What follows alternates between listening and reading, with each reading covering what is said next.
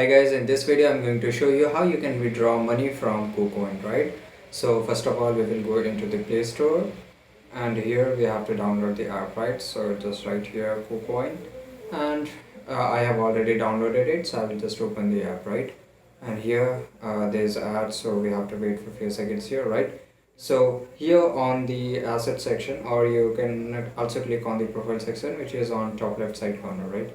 So make sure that you're logging into this app, and after logging into this app, make sure that whatever your money is into, whatever coin or crypto, you have to click on the withdraw, and after clicking on the withdraw you have to add your bank account, and after that you can make the withdraw right to directly to your bank account. So in the sense, you have to sell all the crypto that is available to you, so that it can be converted into USDT or TRX, and after that you can transfer it to your main account.